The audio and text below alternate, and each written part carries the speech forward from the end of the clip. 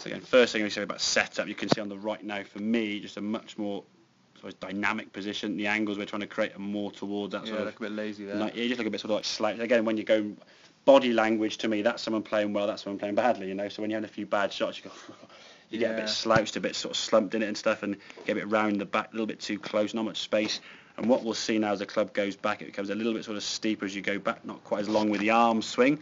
Okay, we talked about the wrist last week, but the arm swing, you see what to make the movement. The arm now is a bit lower across your shoulders. So when you're coming back into the golf ball, we can see the club now is going to be attacking more from the inside path, whereas this one now the club's going back from the outside path. So those two contact positions, this one here now, the shaft is still this side of the golf ball, where that one is almost dissecting through it.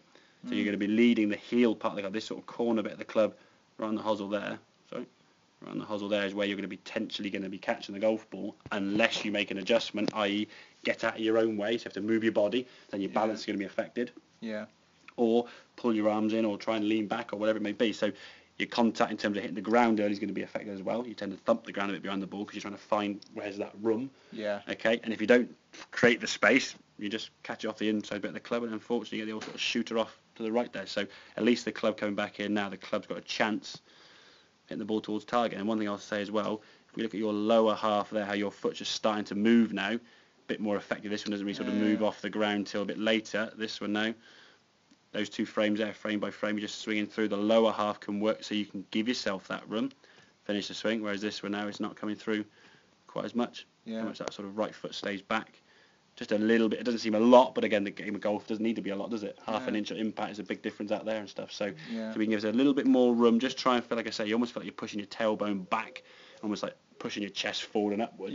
And when you're in a better position here, when your spine is better, there'll be a lot less lifting to the golf ball, because you're not thinking about trying to stay down. If you rotate, you will stay in the angle. But if you try to stay down and get hunched, you won't be able to rotate as easily, so the force of your arms coming out this way throws up your body, As a result of that, then you'll start rising up. So if you this is what the problem is a lot of times with golfers, they'll film their swing and they'll see a fault and then go, let's not do that, whereas the fault is caused by something else. Let's say someone with a cough, well, don't cough. Great. I'm still going to cough, aren't I? It's not curing the fault, it's just saying to someone, don't do it. So in terms of your initially say rising up, if you try and get your head down or hunch yourself up and try and create a position that's not going to rise up, you can't use your body, you're trying to find room, the body has to react in some way, and unfortunately it's got to come up. If you don't come up, you'll shank it. So either thump the ground behind the ball, shank it, or come up and hoik it way left. All of the above, we want, do we? So a bit more room, better posture. As you can see, backswing for me, the positives from last session are the backswing's a lot shorter, more under control, which is great. Just on occasion you get a little bit sort of lifty and straight up, which I think will get a little bit less the further from the ball you get. You said when you're here, you feel you want to swing more around your body, When you're that close, you kind of got to go sort of straight up and straight down, and that sort of straight up and straight down swing is not going to help you really in terms of getting a decent strike. So, okay, brilliant. Have a couple more then, mate. We'll see how they get on.